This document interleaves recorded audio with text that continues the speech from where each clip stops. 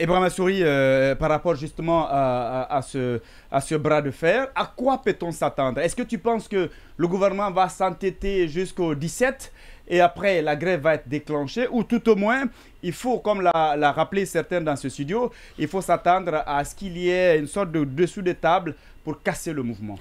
Pour moi, c'est une sorte de test grandeur nature pour le syndicat et même pour nous les médias. Vous savez, il y a un adage qui dit que qui vole un œuf volera un bœuf. C'est clair. Le problème de la Guinée, on n'a plus de gouvernement. Quelqu'un l'a dit. Et tout se règle au palais. C'est la volonté d'un homme qui est en train d'être appliquée. C'est clair. Ça, c'est clair.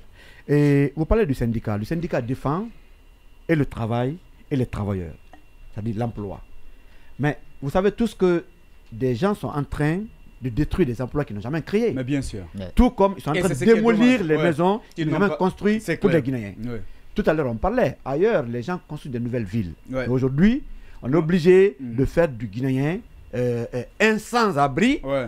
Un réfugié. Un réfugié dans son propre pays pour pouvoir soutirer sa terre. Et même, c'est-à-dire à Kaloum, au cœur même de la capitale. Bien sûr. Combien d'emplois ont été créés depuis le 5 septembre? Combien on a arnaqué les gens avec l'arnaque? Combien même? C'est 50 000. Mais voyez, c'était 100 000 ils ont beaucoup retraités. Depuis 100 000. C'est encore. On a arnaqué d'ailleurs. C'est l'occasion de. Champion à la retraite. Oui, c'est encore l'occasion de rendre hommage au feu général Lansana Conté.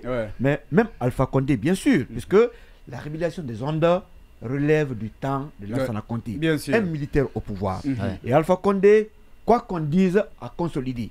Mais aujourd'hui, les refondateurs sont venus détruire tous les emplois qu'ils ne peuvent pas créer juste parce que les gens dénoncent leur magouille, leur mauvaise gouvernance, ainsi de suite. Le syndicat, vous parlez, on va leur accorder un peu ce qu'on appelle le ministre de doute. Mais nous savons que ça ne marche pas.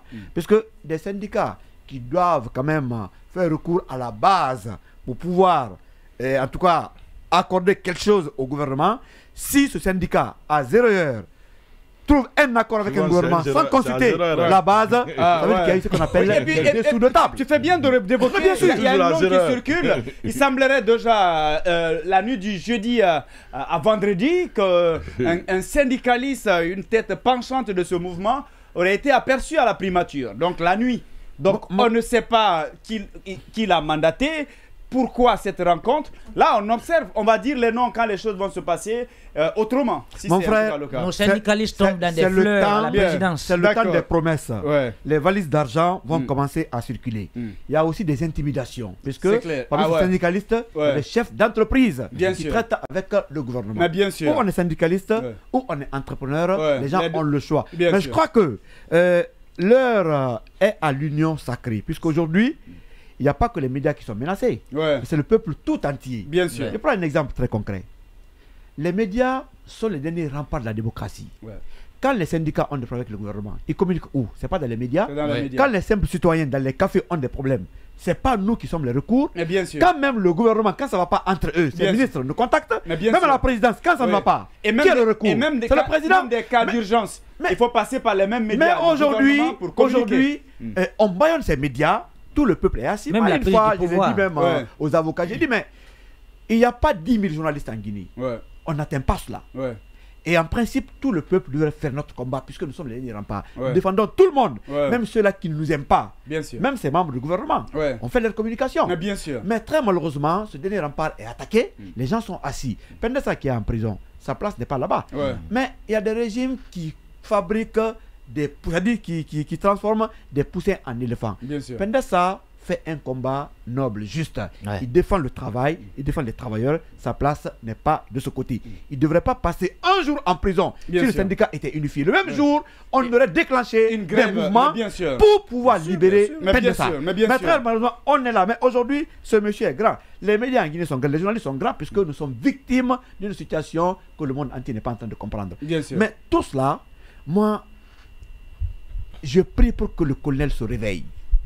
On ne pouvait pas imaginer qu'en 2021, au XXIe siècle, que la Guinée allait retourner aux années 60.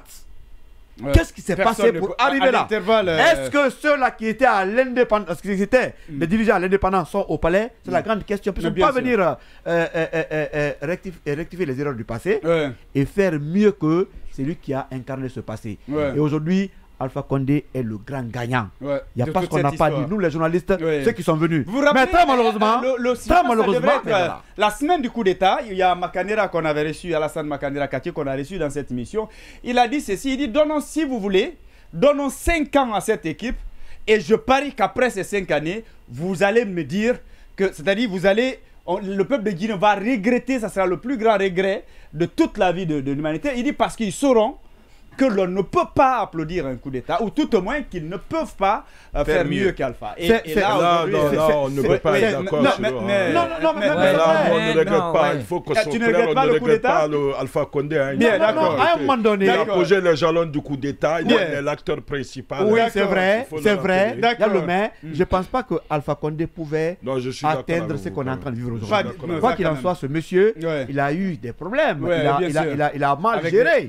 Mais l'équipe de gouvernance d'Alpha Condé n'était pas aussi cynique, en tout cas, pour ce qu'on est en train de vivre aujourd'hui. Ce monsieur, quand il n'y a pas de courage, j'apprenais que un imam peut appeler Alpha Condé pour dire il n'y a pas de courant dans mon quartier. Il prend le téléphone, il appelle le directeur de l'EDG ou le ministre pour dire pourquoi il n'y a pas de courant là-bas. Même s'il faut enlever le courant par-ci, amener par là, il peut comprendre. Aujourd'hui, Alpha peut prendre une décision contre le peuple. Les Kassori et autres peuvent aller le voir, mais Alpha change. Mais aujourd'hui, les Guinéens sont brimés dans leurs droits. On est brimés, on n'a plus de droits. Ça, et c'est un gouvernement qui me le dit.